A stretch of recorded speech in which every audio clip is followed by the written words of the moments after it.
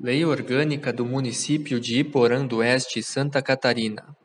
Preâmbulo. Nós, representantes do povo do município de Iporã do Oeste, reunidos em Assembleia Constituinte, respeitando os preceitos da Constituição da República Federativa do Brasil, promulgamos, sob a proteção de Deus, a presente Lei Orgânica, que constitui a lei fundamental do município, com o objetivo de organizar o exercício do poder e fortalecer as instituições democráticas e os direitos da pessoa humana. Título 1. Da Organização Municipal. Capítulo 1. Disposições preliminares. Artigo 1º. O município de Iporã do Oeste, parte integrante da República Federativa do Brasil e do Estado de Santa Catarina, exerce a competência e a autonomia política, legislativa, administrativa e financeira, asseguradas pela Constituição Federal, e organiza-se nos termos desta lei orgânica e as demais leis que adotar. Parágrafo único. Esta lei estabelece normas autoaplicáveis, excetuadas aquelas que expressamente dependam de outros diplomas legais ou regulamentares. Artigo 2º. O território do município compreende o espaço físico que atualmente se encontra sob seu domínio e jurisdição, cujos limites podem ser alterados nos termos do parágrafo 1º do artigo 110 da Constituição Estadual. Parágrafo único. A divisão do município em distritos ou áreas administrativas, preservadas a continuidade e a unidade histórico-cultural do ambiente urbano, far-se-á por lei municipal e dependerão de consulta prévia mediante plebiscito à população da respectiva área ou distrito. Artigo 3º. Todo o poder emana do povo, que o exerce por meio de representantes eleitos ou diretamente nos termos da Constituição Federal. Artigo 4º. Constituem objetivos fundamentais do município contribuir para: inciso 1. Constituir uma sociedade livre, justa e solidária. Inciso 2. Promover o bem comum de todos os munícipes. Inciso 3. Erradicar a pobreza e a marginalização e reduzir as desigualdades sociais. Inciso 4. Promover o bem de todos, sem preconceitos de origem, raça, sexo, cor, idade e quaisquer outras formas de discriminação. Artigo 5º. São símbolos do município sua bandeira, seu brasão e o seu hino. Parágrafo único. Lei municipal poderá estabelecer outros símbolos, dispondo sobre o seu uso no território do município. Artigo 6º. São poderes do município, independentes e harmônicos entre si, o legislativo e o executivo. Parágrafo 1º. Salvo as expressas exceções previstas nesta lei orgânica, é vedado a qualquer dos poderes delegarem competências. Parágrafo 2º. O cidadão investido na função de um dos poderes não pode exercer a de outro, salvo as exceções previstas nesta lei. Artigo 7º. O município, visando integrar a organização, o planejamento e execução de funções públicas e a defesa de interesses comuns, pode associar-se à União, ao Estado e aos demais municípios, por meio de convênios, consórcios e outras formas de cooperação. Parágrafo 1º. Os convênios podem visar a realização de obras ou exploração de serviços públicos de interesse comum. Parágrafo 2º. O município participará, nos termos do parágrafo 3º do artigo 25 da Constituição Federal, de agrupamentos de municípios limítrofes, para integrar a organização, o planejamento e a execução de funções públicas de interesse comum. Parágrafo 3º. Os consórcios com outros municípios da mesma comunidade socioeconômica podem criar entidades intermunicipais para a realização de obras, atividades ou serviços específicos de interesse comum, devendo ser aprovados por leis municipais que deles participem. Parágrafo 4º. É permitido delegar entre Estado e município, também por convênio, os serviços de competência concorrente, assegurados os recursos necessários. Artigo 8º. A autonomia de município é assegurada. Inciso 1. Pela eleição do prefeito e do vice-prefeito. Inciso 2. Pela eleição de vereadores que compõem a Câmara Municipal.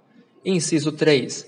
Pela administração própria, respeitando seu peculiar interesse, especialmente quanto: a linha A. Pela instituição e a arrecadação dos tributos de sua competência, bem como a aplicação de suas rendas, sem prejuízo da obrigatoriedade de prestar contas e publicar balancetes nos prazos fixados em lei. A linha B. Organização dos serviços públicos locais. Capítulo 2. Dos bens municipais. Artigo 9º. Constituem bens municipais todas as coisas móveis e imóveis, semoventes, direitos e ações que a qualquer título pertencem ao município ou que venham a ser adquiridos. Parágrafo 1º.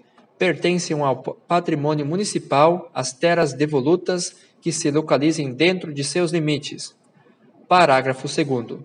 Os bens municipais destinar-se-ão prioritariamente ao uso público, assegurando o respeito aos princípios e normas de proteção ao meio ambiente, ao patrimônio histórico, cultural e arquitetônico, garantindo-se sempre o interesse social. Artigo 10. Cabe ao prefeito a administração dos bens municipais, respeitada a competência da Câmara Municipal quanto àqueles utilizados em seus serviços. Artigo 11. Todos os bens municipais devem ser cadastrados com a identificação respectiva, numerando-se os móveis, segundo o que for estabelecido em regulamento, os quais ficarão sob a responsabilidade do titular da secretaria ou departamento a quem forem distribuídos, e mantendo-se em livro de registro a relação descritiva dos bens imóveis. Artigo 12. A alienação de bens municipais subordinada à existência de interesse público devidamente justificado será sempre precedida de avaliação e obedecerá às seguintes normas. Parágrafo 1º. A venda de bens imóveis dependerá sempre de avaliação prévia, de autorização legislativa e de licitação, na modalidade de concorrência, salvo nos seguintes casos. Inciso 1. Fica dispensada de autorização legislativa e de licitação. A linha A. A alienação, concessão de direito real, de uso e cessão de posse, prevista no parágrafo 3º do artigo 26 da Lei Federal nº 6.766/79, alterada pela Lei Federal nº 9.785/99, de imóveis construídos e destinados ou efetivamente utilizados no âmbito de programas habitacionais de interesse social desenvolvido por órgãos ou entidades da administração pública, criados especificamente para esse fim. A linha B. Venda ao proprietário do único imóvel lindeiro de área remanescente ou resultante de obra pública, área esta que se tornar inaproveitável isoladamente, por preço nunca inferior ao da avaliação. Inciso 2. Independem de licitação os casos de: a linha A.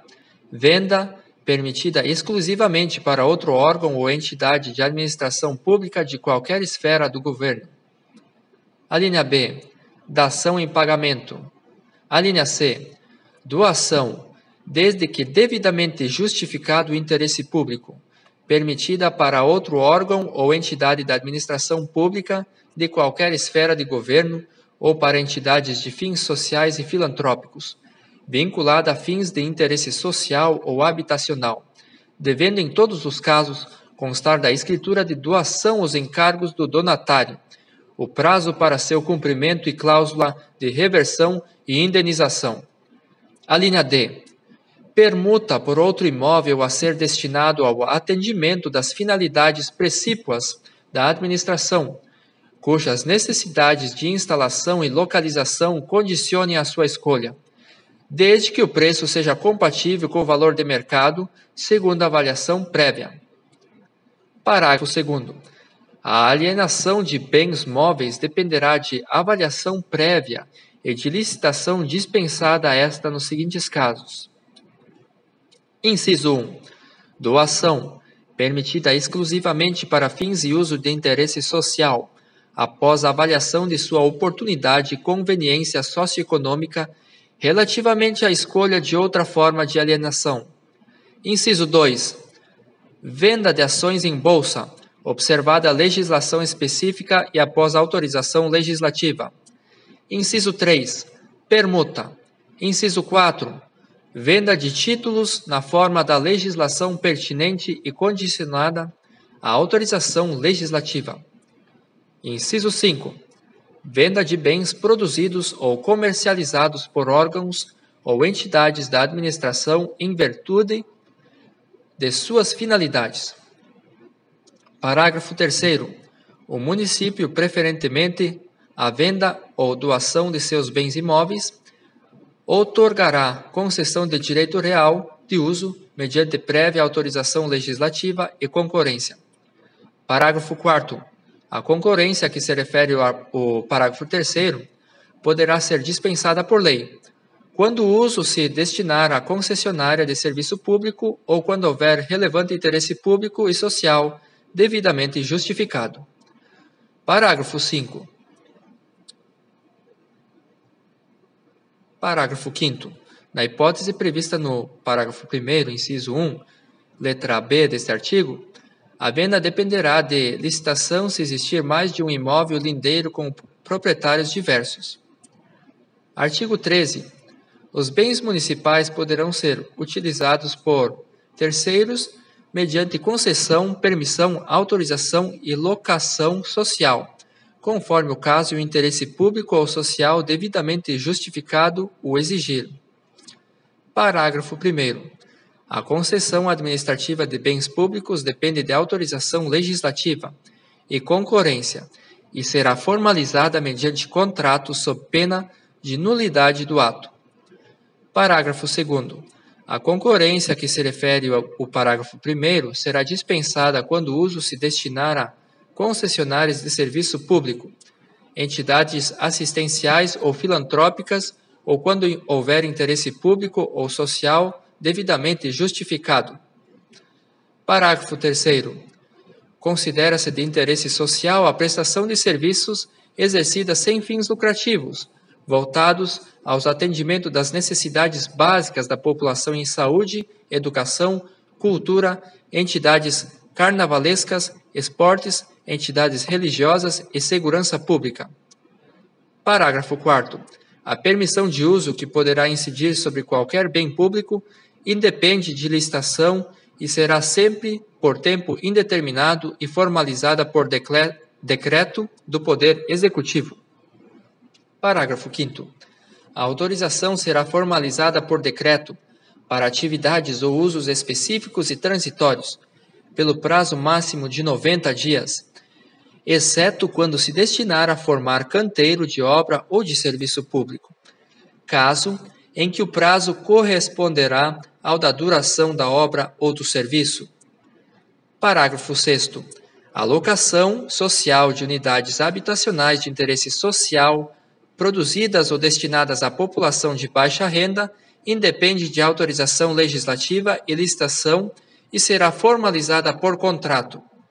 Parágrafo 7º.